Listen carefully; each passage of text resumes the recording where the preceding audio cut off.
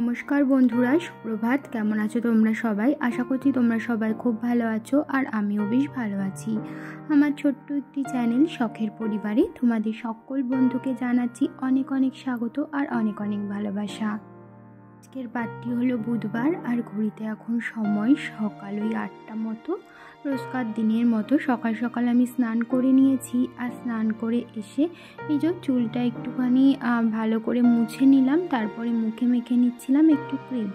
আর আজকে না আমি যখনই ঘুম থেকে উঠেছি সেই সাথে সাথেই আমার ছেলে ঘুম থেকে উঠে গেছিলো। তো সেই কারণে স্নান করতে যাওয়ার আগেই আমি বিছানা সমস্ত কিছু তুলে রেখে তারপরেই স্নান করতে গেছিলাম। নয়তো অন্যান্য দিন কি হয়, স্নান টান করে এসে তারপরেই আমার বিছানা তুলতে হয়, কারণ ছেলে যেহেতু শুয়ে থাকে, তো সেই কারণে আর কি।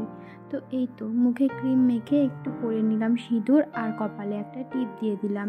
টিপ না পরলে না মুখটা কেমন যেন অসম্পূর্ণ দেখতে লাগে, মনে হয় যেন কি একটা পরিনি। তো যাই হোক, বাইরে ওই যে ভিজা গামছাটা মিলে এখন বালতি নিয়ে চলে যাচ্ছি ভিজা জামা কাপড়গুলো নাড়তে। আজকে সকাল থেকেই না একদম কড়া রোদ বেরিয়েছে। বেশ কয়েকদিন তো টানা বৃষ্টি হচ্ছিল, কিন্তু এই শ্রাবণ মাসে দেখছি ভালোই রোদ বেরাচ্ছে, আর প্রচণ্ড পরিমাণে রোদ, আর রোদের জন্য না প্রচণ্ড পরিমাণ গরমও পড়ছে। পাখার তলায় যখন থাকছি তখন তো ঠিকই আছে, কিন্তু পাখা বন্ধ করে 1 মিনিটও থাকা যাচ্ছে না, প্রচণ্ড গরম লাগছে।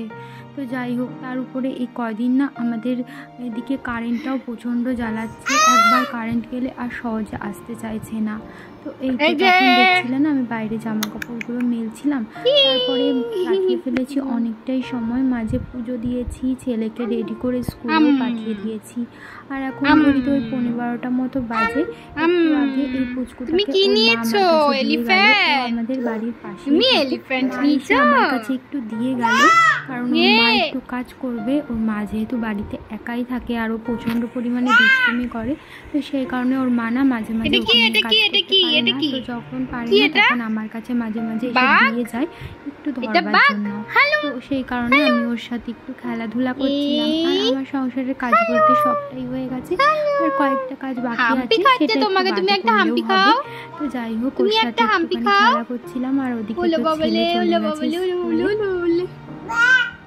ওর মা ওকে নিয়ে একটু আগেই বাড়ি চলে গেল, তারপরে আমি চলে এসেছি এই যে এবার আমার সংসারের কাজগুলো গুছিয়ে নিতে, কারণ একটু বাদে আবার আমার ছেলে চলে আসবে। তো ও আসার আগেই আমি চেষ্টা করছি সমস্ত কাজগুলো করে নেবার। সমস্ত কাজ বলতে এই একটু বাসন কলটাই মাজার বাকি আছে, আর সকালবেলা তো আমার শাশুড়ি মাই রান্নাবান্না করেছেন, আর রান্নাঘরটাও পরিষ্কার করা ছিল, সেটা আমি অফ ক্যামেরাতেই রান্নাঘরটা পরিষ্কার করে নিয়েছি।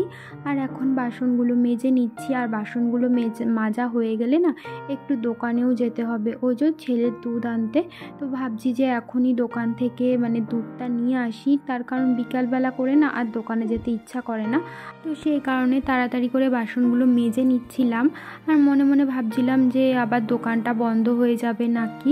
তো সেই কারণেই আর কি তাড়াহুড়ো করে বাসনটা মেজে নিচ্ছি, যেহেতু আবার দোকান যাব, তো সেই কারণেই আর কি।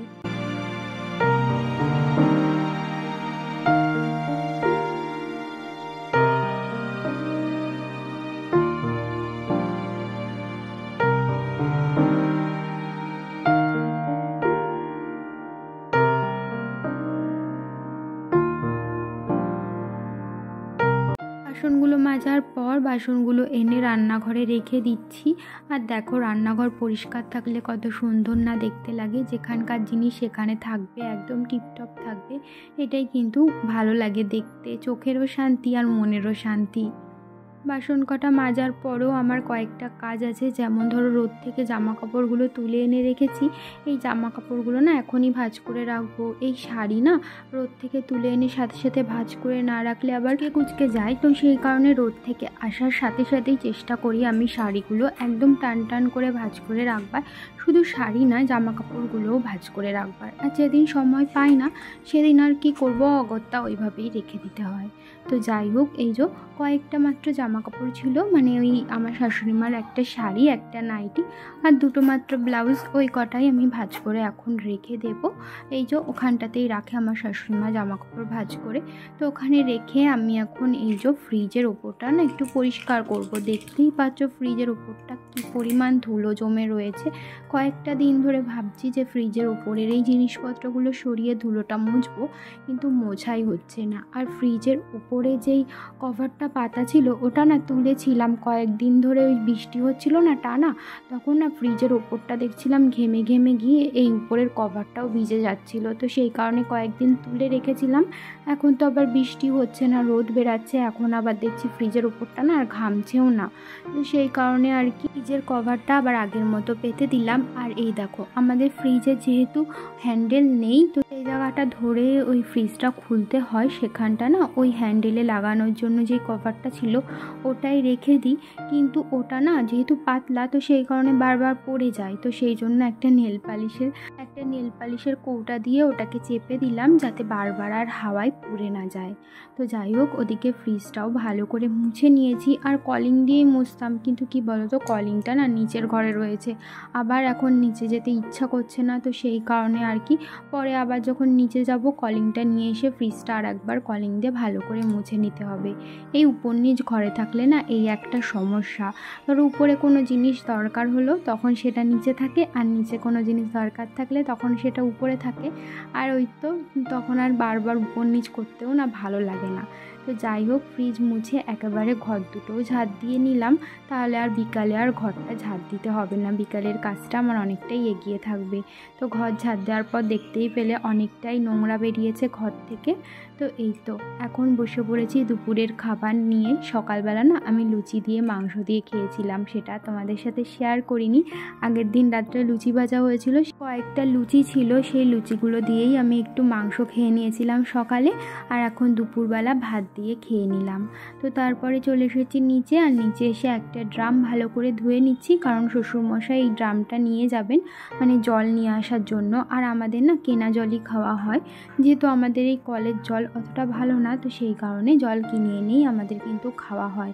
তো সেই কারণে ড্রামটা আমি একটু ভালো করে পরিষ্কার করে ধুয়ে দিচ্ছিলাম, কারণ অনেক দিন ধরেই ড্রামটা আলগা ছিল, তো সেই জন্যই আর কি। আজকে না দুপুর থেকে একদমই কারেন্ট ছিল না, তোমাদের তো আগেই বললাম কারেন্টটা খুব জ্বালাচ্ছে। তো আজকে দুপুরবেলা ছেলেকে যেই ঘুম পাড়িয়েছি অমনি কারেন্ট চলে গেছিলো।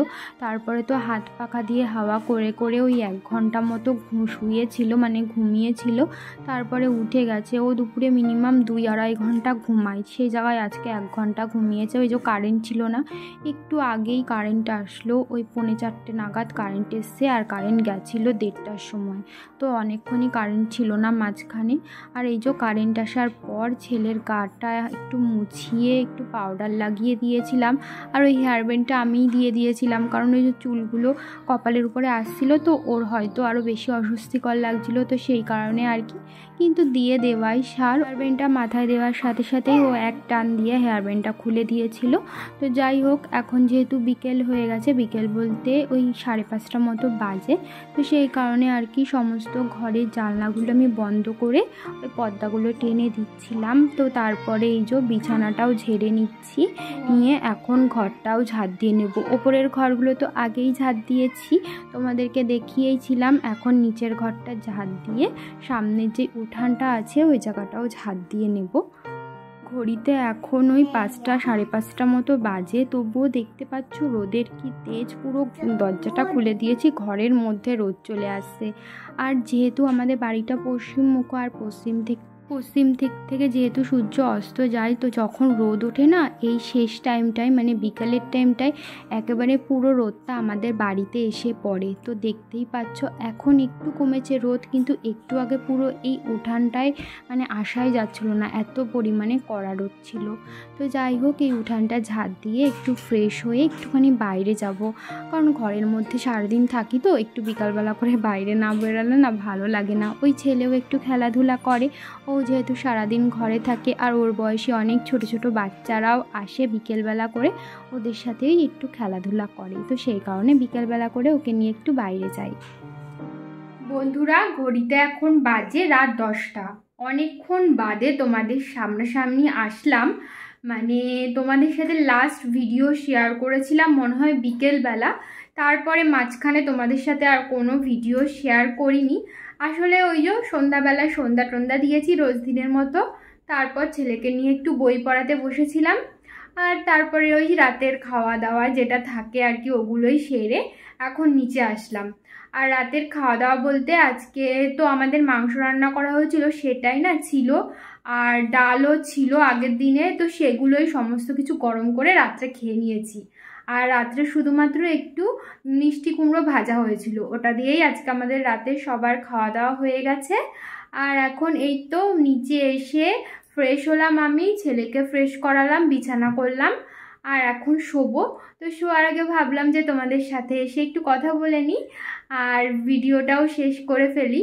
আমার সবথেকে দিনের মধ্যে ফেভারিট টাইম কোনটা বলো তো? এই রাত্রেবেলা যখন খাওয়া দাওয়ার পর নিচে আসি, সেটাই না সবথেকে আমার ফেভারিট টাইম। কারণ মানে রাত্রেবেলা খাওয়া দাওয়ার পর নিচে এসে বিছানা করে শুয়ে পড়ার পর তখন নিজের মতো মানে একটু ফোন দেখতে দেখতে ঘুমাবো, একটু গান শুনবো, এটাই আমার নিজের জন্য একটু টাইম বের করতে পারি। তো সেই কারণে এই টাইমটা না আমার খুব প্রিয়, মানে রাত্রেবেলা শোয়ার আগের টাইমটা, মানে নিজের জন্য একটু সময় বের করতে পারি। তো তো সেই কারণে মানে বন্ধুরা পাখা অফ করে তোমাদের সাথে কথা বলছি, প্রচণ্ড গরম লাগছে, পুরো ঘেমে যাচ্ছি, আর ছেলেও ওইদিকে ঘেমে যাচ্ছে, আর বেশিক্ষণ কথা বলা যাবে না। তাহলে চলো আজকের ভিডিওটা এই পর্যন্তই রাখছি, তোমাদের সাথে আবারও দেখা হবে পরবর্তী ভিডিওতে। ততক্ষণের জন্য তোমরা ভালো থেকো, সুস্থ থেকো, আর আমার এই ছোট্ট চ্যানেলটির পাশে থেকো। তাহলে আজকের মতো এখানেই টাটা, শুভরাত্রি।